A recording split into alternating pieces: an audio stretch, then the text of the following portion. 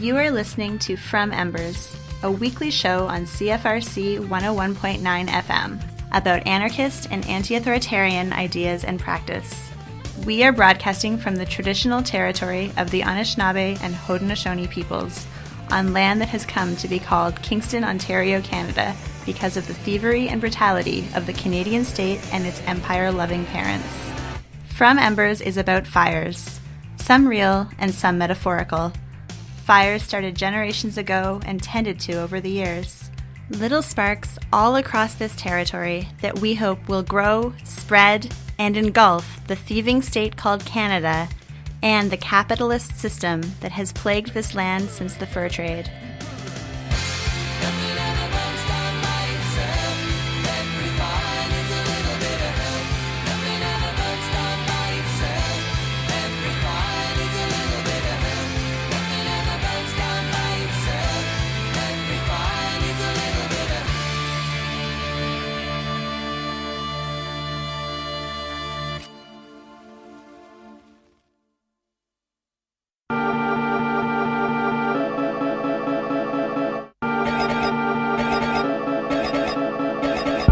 Today on From Embers, we have an interview with Craig Fortier, who is an organizer and academic based in Toronto. Among other things, Craig is involved with No One is Illegal and helps coordinate the Field of Dreamers Cooperative Softball Association, which was recently featured on an episode of Talking Radical Radio. Craig is the author of the short book Unsettling the Commons, Social Movements Within, Against, and Beyond Settler Colonialism, which was published in 2017 by Arbeiter Ring. In it, Craig draws on more than 50 interviews with organizers within what he calls the Anti-Authoritarian Current across Canada and the United States, and discusses what it means to struggle for the commons in the context of settler colonialism. He forcefully argues that a politics of unsettling and decolonization is foundational to the success of liberatory struggles in settler colonial states such as Canada. I reached him by phone in Toronto. We discuss the book, the ideas in it, how it informs his practice, and more. So my name is Craig Fortier. I'm currently working as an assistant professor at Renison University College, which is an affiliated college of the University of Waterloo. But yeah, this book really came about from the intersection of doing a PhD dissertation at York and doing movement organizing and wanting to try to intentionally and thoughtfully work with other people in the movements I was a part of to get our ideas down and start to think about the ways in which particularly people organizing in urban centers were building relationships with Indigenous activists, whether that be in urban centers or land-based struggles. And can you just tell us a bit about how the book sort of turned into a book, like as a project? Yeah. So really it was, it came out of maybe about 2005 or 2006, and I was organizing as part of No One is Illegal Toronto, which is a migrant justice organization in the city. And we had been having conversations with a formation that was building in the city called the Coalition in Support of Indigenous Sovereignty. And we decided it would be really important to have the coalition, set up speaking events and engagements with various organizing groups in the city that included the Coalition Against Israeli Apartheid, included the Ontario Coalition Against Poverty, No One is Illegal, and to have these conversations about what it would really mean to tangibly organize in support of Indigenous sovereignty. And it was a really profound moment for us in organizing, and it challenged a lot of the rhetoric that we had been using, the concepts that we had maybe borrowed from European no borders movements, and made us confront the idea that organizing in a settler colonial state like Canada and the United States required that we had a different relationship with Indigenous communities. And that was really important and was really profound for me. It shifted the way that we were doing movement organizing within known as illegal. The work that we began to do, I think, particularly in 2006, in support of the reclamation at Six Nations, as well as work that was ongoing in Tyendinaga and other nations, surrounding nations, and eventually with Grassy Narrows. And so those relationships that were built made me really think through what it might mean for other organizations, other groups in different cities to develop those relationships as well. And so when I, as we all are, when my precarious job in the city was coming to an end, I considered going to grad school, and I thought this would be a really important project, and worked on it for, I guess, the entirety of my PhD, which was about almost 7 years. And and so that it became my dissertation, but I really never wanted it to be like a academic work only. I wanted it to be something that would be returned to the movements where it came from and serve the movements in organizing. And so I was approached by folks at Arbeiter Ring to make it into a small book for their Semaphore series. And I thought that was just the best possible outcome for me, because Semaphore was just something that was really easy and readable. And that's really what I wanted this particular book to be. And I really wanted the discussions and stories that came out of, I interviewed, I think it was about 50 or 51 people in 9 different cities. So I really wanted those interviews to come out, and the stories that they were sharing to come out as the primary thing that I was working with. And for our listeners, I'll say that that I've read the book. It is a nice short book, which I personally really appreciate, because I almost never finish the books that I start. And it is very readable. Like, it doesn't come off as an academic, jargony kind of piece. It is it's very easy to interact with, I found, at least. I actually think it's such a challenge, because, this is a book of political theory to some degree.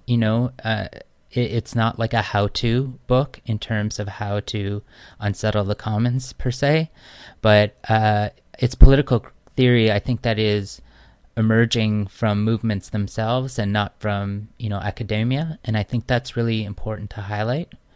And it was something that I really wanted to center in terms of how the book was written. And so it really flows from, small little vignettes and stories that try to center the reader in terms of my experience and what was going on while I was writing it, but also interspersed with the interviews themselves and the discussion as it was ongoing. Yeah, and I noticed that there were a lot of interviews that informed the different issues that are explored in the book. And I think you mentioned in the book that you sort of focused on people that you considered in the anti-authoritarian current. I think that's the term that you used. And I've seen that with Chris Dixon stuff. And it seems to be a kind of, a category that has emerged as like a way of sort of cross-movement conversations. Do you have sort of any comments on what you consider to be the anti-authoritarian current? Yeah, it's a good question. So Chris Dixon was definitely a mentor for me when I was developing this project. I thought, I was reading his book as I was developing my own plan of going out and doing research and trying to figure out who it was that I really wanted to talk to. And it really spoke to me, this generalness and vagueness of the anti-authoritarian current, but that it had a specificity to it, and that we can kind of see it and understand it if we're involved in the movements we're involved in. And I think for me, it was an opportunity to speak about the ways in which anti-racist struggles, indigenous struggles, women of color struggles, so on and so forth, exists within anti-authoritarian spaces, yet don't want to be or don't feel the language of anarchism to be to fit what they're doing. That emerges, in fact, from long histories and traditions within their own cultures and struggles, and that's something that we need to affirm and recognize that the multiplicity is really an important part of the learning and interconnection that we have as movements. And I think that just using the term anti-authoritarian current gives at least some kind of bound to the types of movements that we were interested in, both Chris and I, in terms of our research, right? So movements that weren't necessarily focused on, electoral politics or, fighting the government for more services, but were both movements of resistance and prefiguration. And in terms of the audience that you had in mind for this book when you were writing it, who's the book written for, in your opinion? I mean, for the most part, the book is written to be served back to the folks who contributed to it. So, organizers within various currents of the anti-authoritarian movement, people who maybe are starting to get involved in organizing and feel often intimidated maybe to ask these type of questions in a bigger group, but want to do reading on their own. Folks, I think, who are at the fringes of our movements and maybe could be persuaded to shift towards our struggles and to, increase the strength of our movements. And obviously, I'm also interested, as somebody who's in the academy, I do see it as a space where we can proliferate these ideas to a mass public. And so ensuring that students and other academics are willing to read it and engage with the work is really important to me too, but especially the students. And that's, again, why I think length is really important for me, and having shorter books that are more succinct and maybe don't go into as much depth as some of the other academic works I've read in my life, I think makes for an easier read for undergraduate students, for instance, or even high school students. The context of the Occupy movement seems to be a major sort of starting point for how the premise of the book starts to unfold. Were you involved with Occupy Toronto or around for Occupy Toronto, or were you more drawing on the debates and conversations out of Occupy Wall Street and Occupy/Decolonize Oakland? Yeah. So actually, that's a really good question, and I would say that most of my research took place and most of my interviews took place between around 2011 to 2014, and so it was really at the height of both the emergence of Occupy as well as Idle No More, which I think were the two movements that really did inform and bring the discussions that were coming out of the book into sort of a more mainstream milieu. But so I wasn't day-to-day involved with Occupy, but I was there for a number of days and ran workshops, and particularly through Known as Illegal in Toronto. And but a lot of the people I interviewed for this research were either very closely connected or direct or sort of peripherally connected to various Occupy struggles. And it was, really in that moment, in terms of when I was doing the research, that was the potentiality of Occupy and its limitations were kind of laid bare in those years. And I think it was really interesting to be able to talk with people, a couple years after it had occurred, about their experiences, about what really positively came out, and sort of what issues that they foresaw coming out, particularly in Oakland, when folks really talked about that split that took place between Occupy Oakland and Decolonize Oakland, and many people had various interpretations in terms of why that split happened. But I think it was an important conversation to have in terms of the erasure, I think, oftentimes of Indigenous struggles within upswings of radical movements. And it was funny that, within months after Occupy sort of had its sort of crest, we saw the emergence of I Don't Know More, and that using, a similar hashtag model to really spread from city to city. Were these debates present in Toronto during the Occupy camp, and what did they look like? Like, what were the kind of terms of those discussions?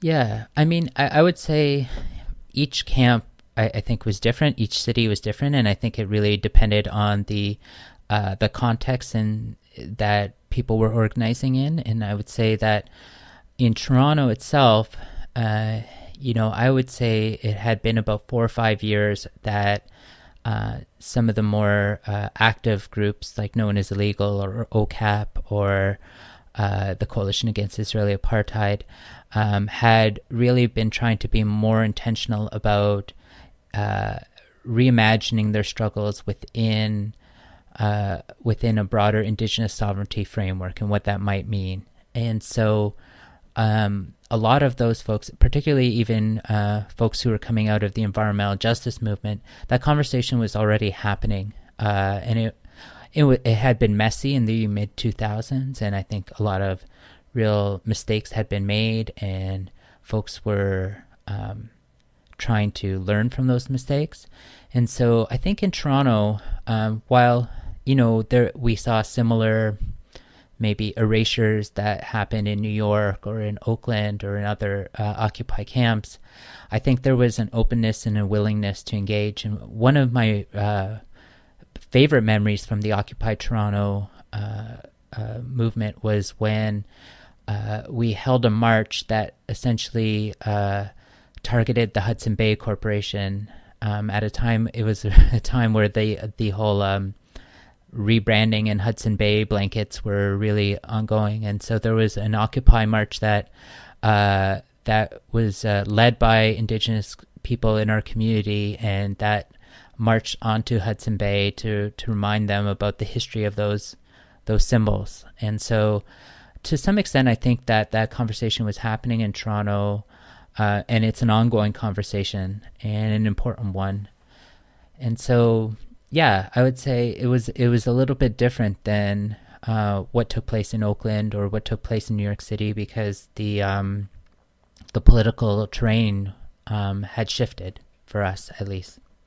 In your book, you have a very interesting exploration of the history of Wall Street in Manhattan, and sort of the colonial and pre-colonial history of Wall Street, and how it was, historically actually a wall that was constructed to claim a settler commons over and against an indigenous commons that existed in that same area. Yeah, the history of Manhattan is so interesting, and I was really moved to do some of that research from a letter written by Sandy Grande, who is a Indigenous academic in New York State. And she had written one of those open letters to the Occupy Wall Street movement, where she had started to tell some of that story and that history of Occupy Wall Street and sort of where the idea of Wall Street came from. And for me, I think it was really important to talk about the ways in which we reinscribe meaning to things in the same area over and over and over again, and that we can wage struggle, as the left in North America against the capitalist elite, and erase that whole history of continuously claiming the territories of the people on whose territories we're living on, right? And so I think that for me, that was really indicative of the gaps that Occupy Wall Street was showing in terms of its politics and its ability to understand the ways in which we were interconnected and for the most part, sort of entwined in the ongoing occupation on Manhattan. You use a term in your book about the crisis of legitimacy, I think is what you called it, that sort of left social movements face in settler colonial contexts. And you talk about how a lot of left social movements implicitly or explicitly rely on this idea of the creation of commons as the basis for like an anti-capitalist struggle. But in a settler colonial context, we face this crisis of legitimacy because of the colonial and genocidal histories that we're engaging in. Can you speak a bit to those ideas and how they sort of, how they unfold in your book? For sure. I think the first thing that I wanted to just say is that, the commons is a really important idea, and it's not something that I think the book attempts to deny its importance, right? This notion that we wish to build societies in which we can all benefit from the resources and the experiences and the relationships that we have is a really important one.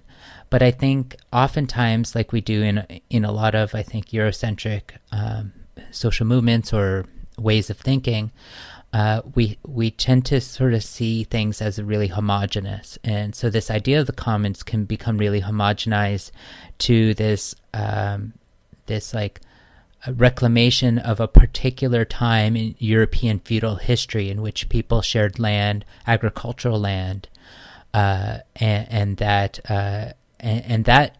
while is important, is not the only form of commons, right? Just like the way in which we use anti-authoritarian movements, that while there may be affinity with anarchist movements, there may be some incommensurabilities between the way in which, say, indigenous anti-authoritarians and anarchist anti-authoritarians see particular relationships or ways of being, and so on and so forth. And so the book really tries to push us, I think, to recognize those incommensurabilities, to recognize the multiplicity of commons, and then to be able to develop the relationships necessary to move through those incommensurabilities, right? Rather than to avoid them or to imagine them away, or to simply just claim and erase what has and what continues to exist on these lands, which is the unceded sovereignty of many indigenous nations. One point that you make in your book is about sort of shifting from ideas around occupation to ideas around decolonization.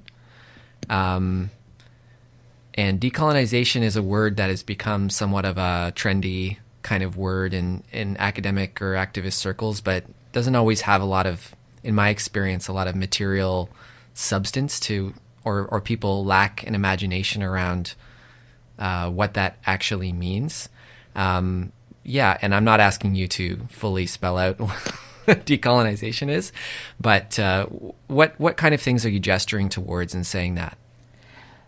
Yeah, it's a challenge to speak to it, because I think for the most part, I've been guided by various allied indigenous peoples who have multiplicities of ideas in terms of what decolonization might mean.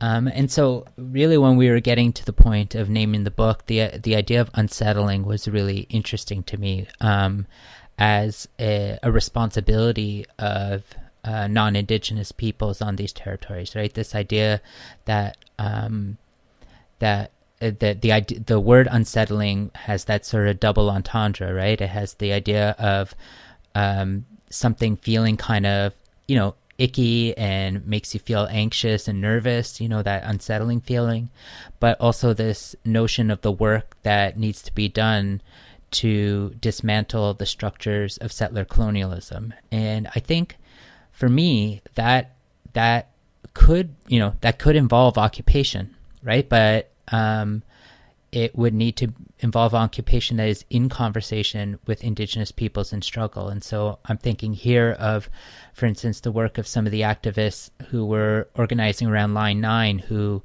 organized with the Indigenous folks in Amjanong and, occupied pipeline areas, chained themselves to trucks and chained themselves to pipes and so on and so forth. And there's there's aspects of that sort of movement tactic occupy there, but the purpose and the intentionality is to do it in relation with the Indigenous communities on whose territories we share, right? And so I think for me that's that whole unsettling aspect, right? Which is that it's vulnerable to take guidance and leadership. It's vulnerable to try to build relationships where you've had none prior to it. It's vulnerable when you don't know if you're going to make mistakes or you're going to do things that are offensive to people.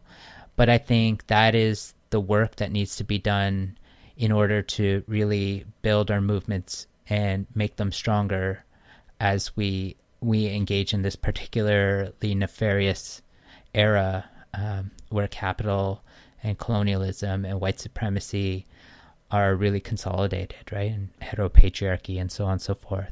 So in the case of known as legal, there's some discussion of that in the book as well, in terms of, the rhetoric of known as legal is about freedom to move, freedom to stay, freedom to return, and it has like a strong anti-border perspective, which I'm 100% behind. And then, given that these movements are happening in a settler colonial context and that there's a desire to relate and respect Indigenous sovereignty, I imagine that's a challenging thing to bring those two things into conversation without just reifying notions of statehood and just applying it to Indigenous people. And there's a nice effort in the book to sort of redefine these questions of boundaries, not in this status idea around borders, but as sort of like relations. Can you speak a bit to that? Yeah, for sure. And so I definitely want to give credit to Harsha Walia in Vancouver, Coast Salish territories, who's an organizer known as Illegal there, and who had a really profound impact on myself and many people, I think, in Toronto in terms of thinking these things through. And for her, I think that comes from really deep, intimate relationships that she's developed of building a discussion and a dialogue and care with a number of the Coast Salish and other Indigenous nations in British Columbia. And I think that really rings true in a number of ways, not just in terms of building relationships between Indigenous and non-Indigenous, but this notion of moving towards an understanding of the spaces we occupy as having boundaries that need to be negotiated through relationship and consent and conversation and discourse and dialogue. And, we do this in our movements in terms of how we interact in terms of intimate relationships. We should be doing this in terms of how we play with each other, how we organize with each other. But I think also we need to think about it in terms of the ways in which people have organized historically to designate and signify space, right? And I think it's important to understand that, for us here in Toronto, that the Anishinaabe and Haudenosaunee and Huron-Wendat peoples have had long relationships with these lands and these territories. They've tended these relationships. They've tended to the various plants and waters and so on and so forth, and that is a really we're being invited to engage in those relationships in a good way as well. We're not being excluded from that, and I think that's a really important thing to move forward with. And And if that requires us to follow protocols that respect those relationships, I think that is a much more viable way to both recognize the types of sovereignties that Indigenous peoples claim on the land, and to also fight the nation-state borders and Westphalian sovereignty that claims territory to turn it into property to be sold. And I don't necessarily think they are as contradictory to each other as I think many people have tried to make them. And so you see this in the work of many of the Indigenous communities who have opened their lands up and their communities up to refugees when the Canadian state has refused them, who have worked to help people cross borders when the Canadian state has claimed their nation, which crosses both maybe a Canada-US or US-Mexico border. And I think that's a really important guidance that is being offered to us. Land of dreams, come and be free, free, free. Raise your families. Promises, promises, promises, promises.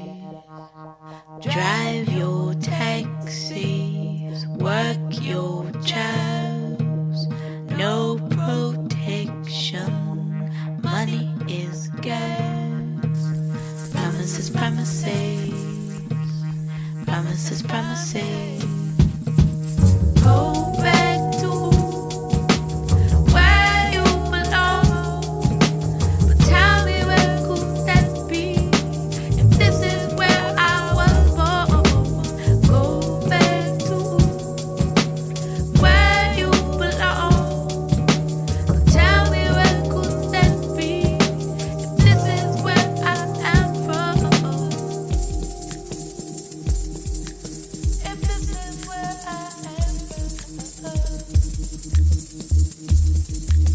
If this is where I am from. I've been working full time, 7 days, 6 nights, sending money back home, make sure family's alright. They said, go over there where your future is bright. But our puppet government sold us for the right price. Now I'm left to live where it's not my first language. You do what you're told, understand you speak English. And if you cause trouble, then you'll be deported. And better yet, they'll call you a terrorist. Land of chains, built by slaves, red blood stains, all the money's made. Promises, promises, promises, promises. Have your babies, I dig hard. No protection unless your bankroll's large. Promises, promises, promises, promises.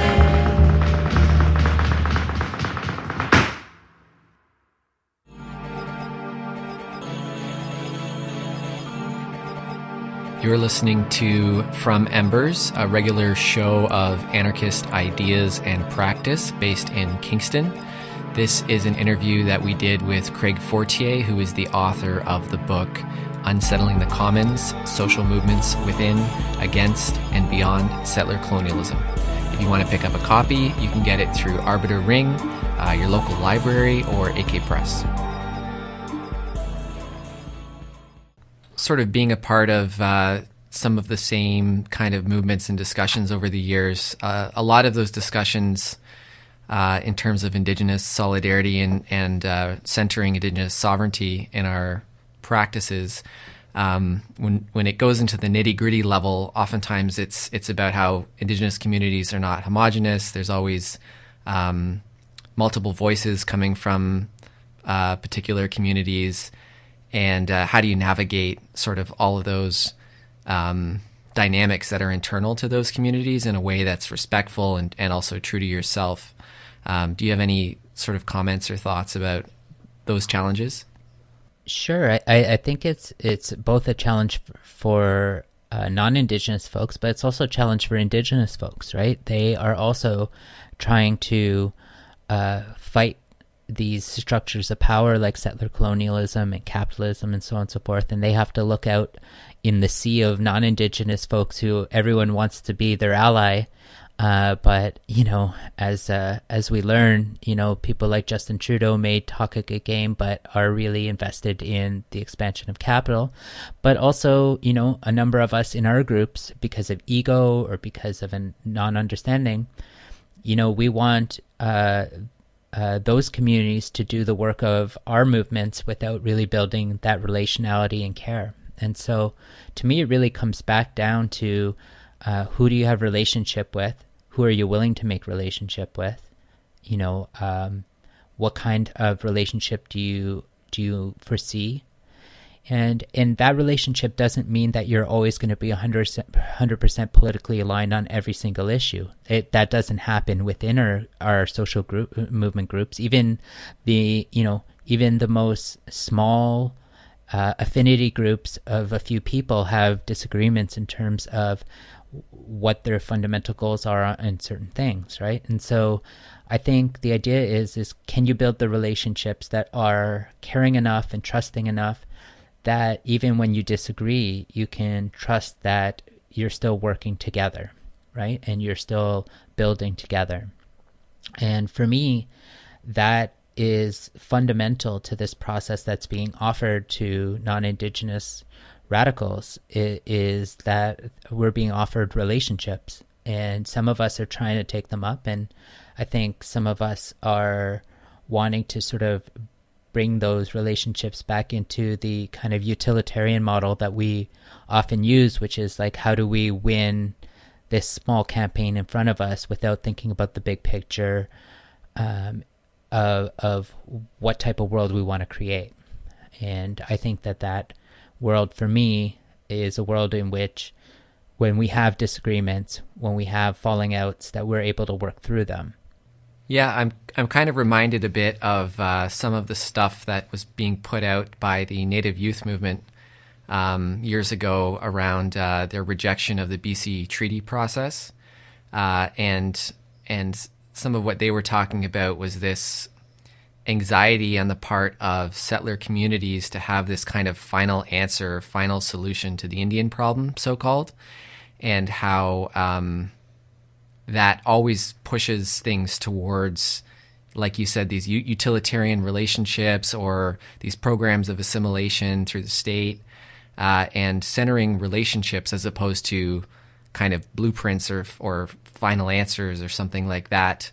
I think is a nice way to think about unsettling, and also, I kind of agree that's got to be the compass moving forward, as opposed to like, how are we all going to live together? Who's going to live where? What is going to be our international protocols?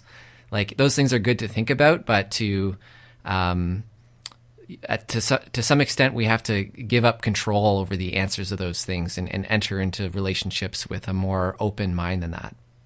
Yeah, for sure. And I think that's really at the crux of it, is that like we have to be able to put ourselves in positions where we're uncomfortable, that we're vulnerable, that we're unsettled, right? And that's a really, I think maybe that's a very common thing amongst like white Western folks, but like this idea that's very troubling for people. Like people don't want to move, and like they'd rather people be in really dire, awful circumstances than feel uncomfortable.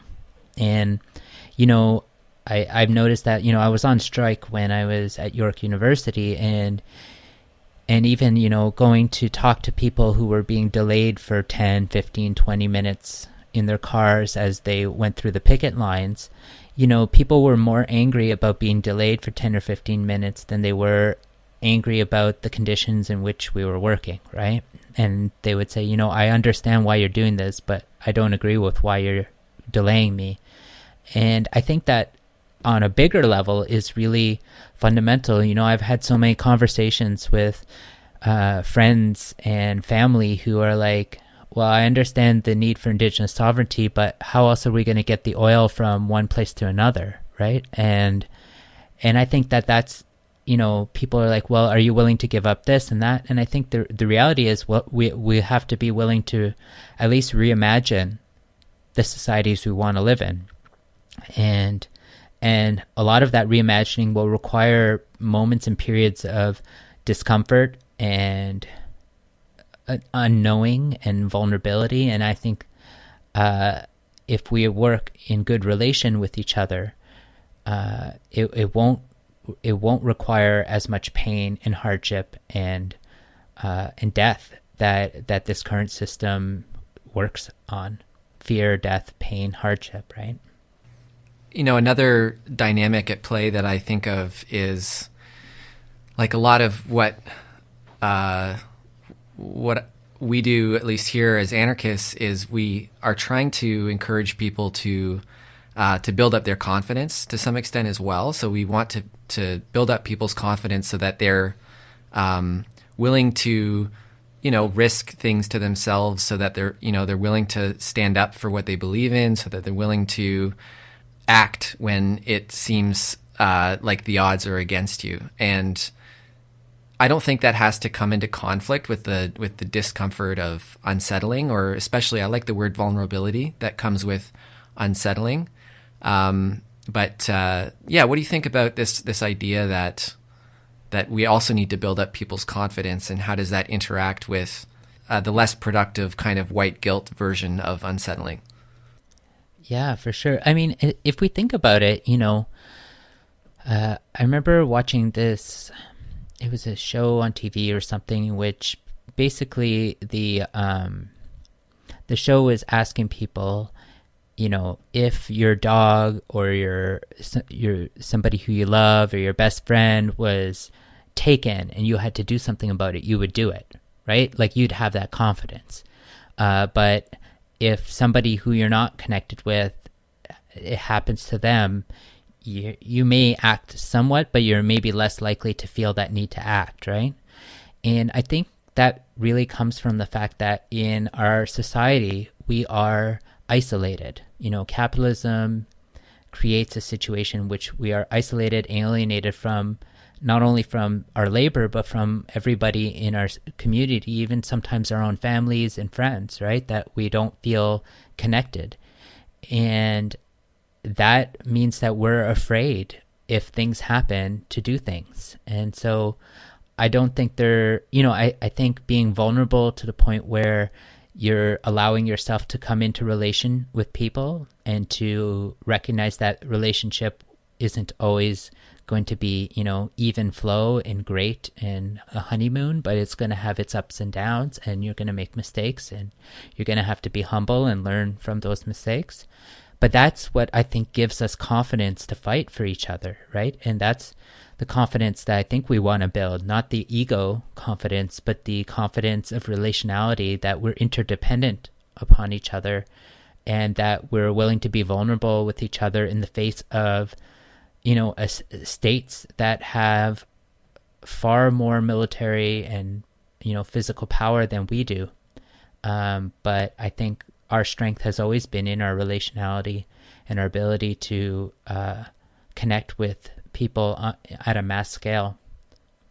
Can you speak a bit about the Ashkenazi Unity Camp and the impact it had on you? Yeah, I think Ashkenazi was a really interesting moment because, it emerged and disappeared in the length of the writing of the dissertation. But I think it actually serves well because the relationships that were formed from Ashkenazi have really sustained me, like, beyond the camp itself. And so, to give a little context, a friend of mine, Gibawanase, and another friend of his, Johnny, were two people who were offered as part of a settlement up near Christian Island, Penetanguishene in Midland, Ontario. There was a settlement on their reservation, essentially one of the Canadian government's termination settlements, where the people would give up their claims to the land for a cash payout for each member of the nation, and they wanted to refuse that payout and to assert sovereignty on the land. And so they started up a camp in Owenda Provincial Park, which is just outside of Penetanguishene, Midland. It's actually really interestingly was one of the places where a treaty was signed between early English settlers and the community, the Anishinaabe community in that area. And so they showed us the Council Rock where that signature was sort of carved in the stone on the rock. And we went up there as part of our union, the QP 3903 First Nation Solidarity Working Group, to just help build some structures, because the plan was for them to have the camp over the winter, to have people come, be able from all the different nations. Ashkenazi is a word that derives from the seven grandfather teachings, or the prophecies, and the lighting of the eighth fire, which is where this prophecy, as it was told to us, came from, would bring about what are called the new people, the Ashkenazi.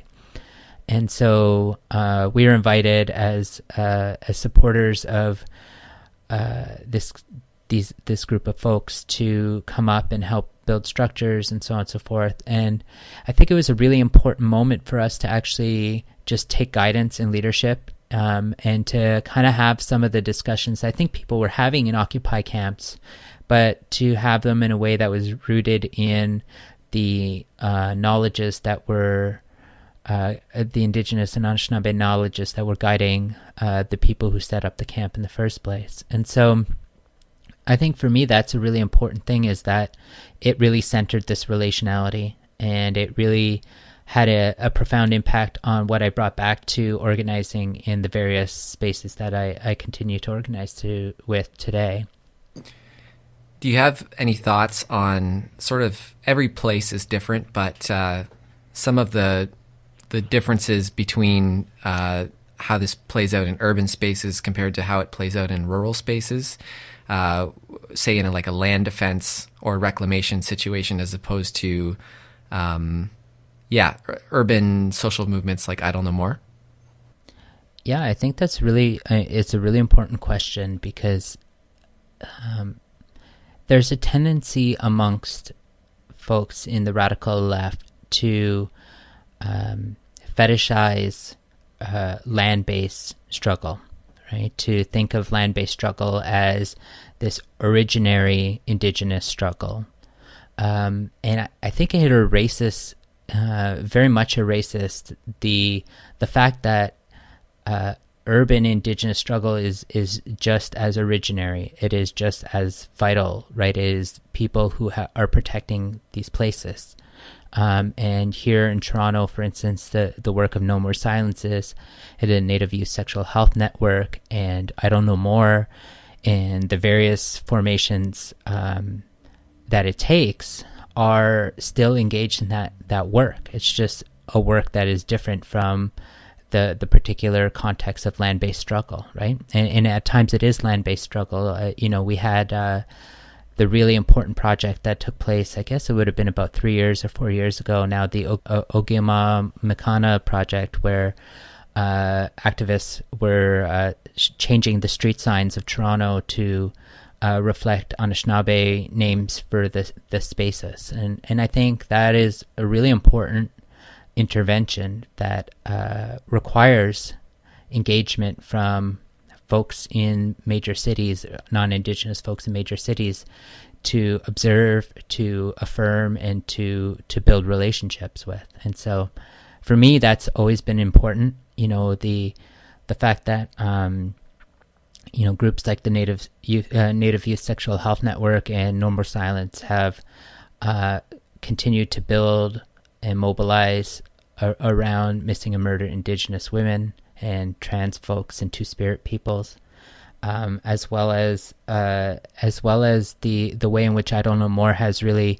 responded to major events in this city over the last few years, whether it be the acquittal of the person who murdered Colton Bushi or Tina Fontaine, and most recently with the federal government's violation of wet, sweat, and sovereignty. Mm-hmm. Yeah, and sometimes we forget that cities are also made up of land, and the dichotomy can fall apart sometimes for us as well. Totally, yeah.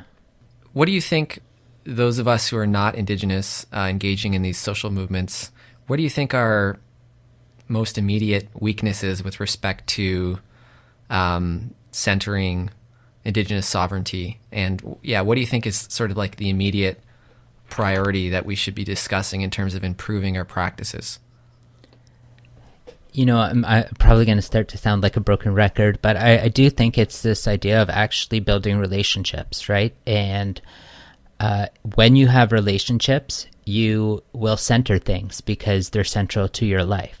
And when you have, you know, you're not going to forget to do things. You're not going to put it aside. You're not going to erase. You're not going to make it seem less important if your relationships are central. And we know this just from the fact that that's how we operate as humans, right? Is that we give precedence to the relationships that matter most to us. And I think that that's an important work that needs to be done for activists, particularly non-Indigenous activists, but also, you know, obviously important for Indigenous folks as well, is to connect with each other, to build those relationships, to listen, right? I think sometimes we want to tell everything that we're doing and show off all the good things we want to do, but I think it's also important just to listen. And sometimes that listening might involve being uncomfortable because people have anger and frustration built up that they need to get out. And sometimes you're the receiver of that anger and frustration, even if maybe you didn't directly contribute to it. You know what I'm saying? So I think that that's really important. And that just means, you know, similar to what you were talking about in my experience, that means sometimes showing up uninvited, or, you know, being asked for allies and just showing up and not knowing what you can do, but being committed and humble and willing to take direction, but also willing to take action and leadership, right? And I think sometimes when social movements groups are in the process of building those relationships, they wish to do everything by checking back in with whoever they believe they're in allyship with, right? And I think that's actually kind of problematic in and of itself, right? Because you should be able to make those decisions and choices and do that work as long as you're communicating and making sure that you're taking direction that doesn't impede on the work that is ongoing by the people you're trying to support, right? And so that's something I very much learned from folks in Montreal, who I think model that in a very good way in groups like No One Is Illegal, but other groups in the city. I mean, for you, do those relationships mostly look like informal relationships, or do they look like sort of organization to organization relationships with processes in place and that kind of thing? You know, I think we probably need both. We definitely need, like, one thing I think that I've seen in my work that I think it can be really tough is when one person holds a number of relationships and no one else in the group does. Because then what happens is that puts a lot of pressure and power and responsibility on that one person to sort of be an intermediary. And I think that creates a significant problem. And I recognize that, you know, it takes a long time for people to develop the type of trust that usually comes with having that place.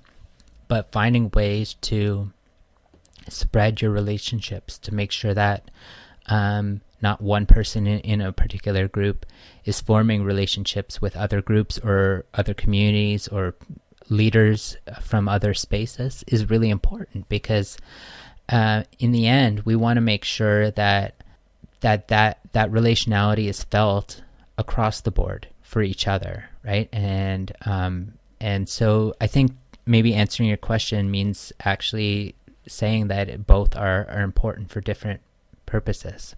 Mm-hmm. Are there any ideas or concepts or stories that we didn't get to that you want to talk about?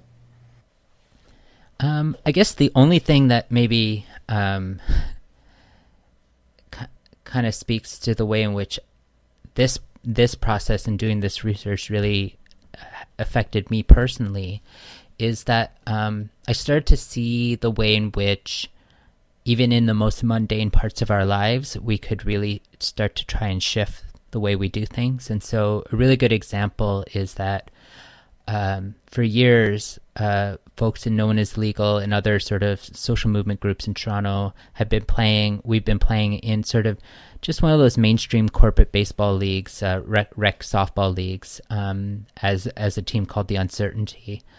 And we started to really have conversations about the fact that, you know, we're provocative and like weird in terms of how people like read us in those mainstream leagues, but we hadn't been doing a lot of that relational work. And so we formed our own league called Field of Dreamers back in 2017. And it's really had this big impact because it's not just, it's not just like we're playing baseball or softball together or whatever, but it's actually, it's people organizing in a whole bunch of things in the city and actually starting to build really deep relationships because we see each other every week. It's a no pressure situation. We're building each other's skill sets. We're modeling things that we want to do. But we're also doing that same work that we've been talking about, which is acknowledging that, we play at Trinity Bellwoods Park. Trinity Bellwoods has a long contested history in terms of white settlers occupying that land that was for a long time like a Seneca space that was lived in and that was used for agriculture, and it was on the banks of what we now call Garrison Creek, which is buried underneath the park. And so having those conversations and really bringing those into we do opening ceremonies where we take leadership from the Indigenous folks in the group in terms of how to thank the land properly and how to do that work. And so despite the fact that it's play, it's also been an important part of really building that relationality into that aspect of my life as well. And so for me, it's like that's been a really important takeaway, that we can't just have movement spaces like focused on the political task. We have to have movement spaces that focus on modeling the sociality and relationships that we wish to create, because it's actually really hard. It's actually really hard to build those relationships. It's not just a simple thing of like, oh, we got to build relationships. It's actually really hard to build relationships that aren't invested in the same logics of capital and utilitarianism and misogyny and patriarchy that run through our social lives. Are there other kind of books or texts or other kinds of projects that you want to shout out and encourage people to check out to explore these ideas more fully? Yeah, for sure. Folks should read Harsha Walia's Undoing Border Imperialism. It's one of my favorite books of all time. I think it speaks to a lot of the themes that are in my book, but probably way better. And I would say, really, for me, Glenn Coulthard's Redskin White Mask has been really eye-opening. It's a more challenging read, but still worthwhile in terms of thinking through the limits in our current era of recognition and reconciliation as things that basically like white people are pushing out there as being the solution to the quote-unquote indigenous problem sort of thing. And I would say if I gave a third book, I really, really did appreciate reading Audra Simpson's Mohawk Interruptus, and it spoke to this notion of her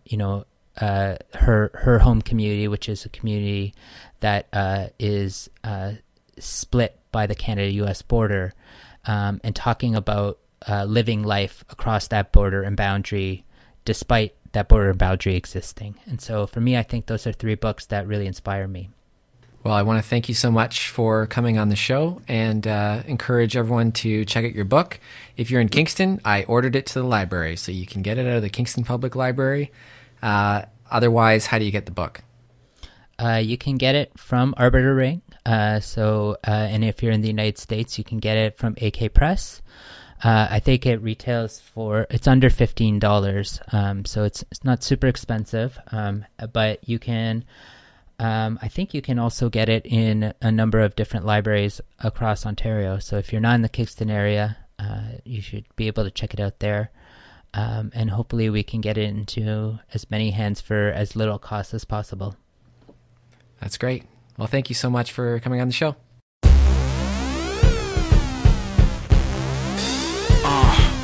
Yeah. Recording live from occupied Turtle Island. Test their logic. No nations, no borders. Law and order. Yeah. No one is illegal, we're all people, we're all equal. No borders, no fences, no nations, no prisons, no deportations. No one is illegal, we're all people, we're all equal. No borders, no fences, no nations, no prisons, no deportations. You should know it's a racist state, a colonized genocidal corporate cage. Only the privileged get through the gate, and their so-called freedom is built by slaves. We're the black sheep and the ghosts escape, the targets of anti-migrant hate. Stop complaining about the jobs they take. No living wage, exploited and underpaid to work the fields to put food on your plates. Economic prisons where the inmates, scattered peoples, we are displaced. Now we can't get caught, do whatever it takes. Let's organize, mobilize, and make a jailbreak. It's time to ride, freedom can't wait. Human freight, moving the proletariat like the late great Tubman, Harriet, property and law. We're breaking it, got no patience left for this racist ish. Break through the borders, disobey orders, evade police forces, light up the torches, fire by night, water by day. Follow stars and suns, find your way to greener pastures and try to stay. Give love and respect to the lands and ways of the peoples who was there before you came, before imperialism brought all this pain. Decolonize the land, decolonize your brain, and stop acting like a settler. That shit is lame. No one is illegal, we're all people, we're all equal. No borders, no fences, no nations, no prisons, no deportations. No one is illegal, we're all people, we're all equal. No borders, no fences, no nations, no prisons, no deportations. Who's illegal, who's indigenous? Talk about immigrants, are Europeans serious? The government instrument is stolen land, insidious. Borders and orders and children they're imprisoned and face it. This is a racist state, built on genocide, apartheid and hate. Colonized native peoples and the land was raped. Now the white boys are the ones guarding the gate. Give me a break, they take and take, pay less than minimum wage. How you supposed to keep food on the plate? You got 3 jobs and always on the alarm, or shipped in to pick all the food for them on the farms. The communities at home, the land was robbed by these capitalist bastards, international mob. What choice do you have when your family starve? But make the trek to the north, to Babylon. See, the city is a sweatshop, you gotta be strong. No rights or status, exploited and harmed, working under the table without any papers. The system's maintained by the stolen labor. This trade arrangement, wage enslavement, diaspora on the pavement, searching for payment, but to pay rent is where most of your time went. All the money spent, what's left, barely a dime or a cent. Face it, the system is racist, the basis is classes. Most of the poor have brown faces. Fact is, classes tied to what race is, a perception twisted into what hate is. I can't take it, see no one is illegal, we're all equal. The system is evil, so shake these nations and break the borders, reunite families and stop the porting. No one is illegal, we're all people, we're all equal.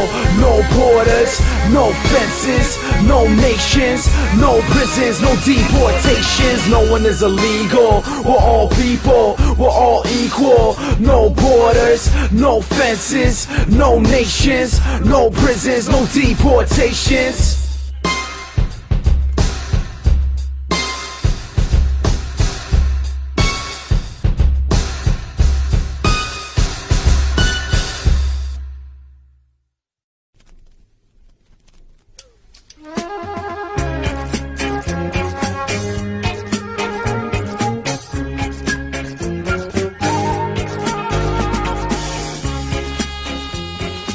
listening to Dissident Island Radio. Live every first and third Friday of the month at 9 p.m. GMT. Check out www.dissidentisland.org for downloads and more.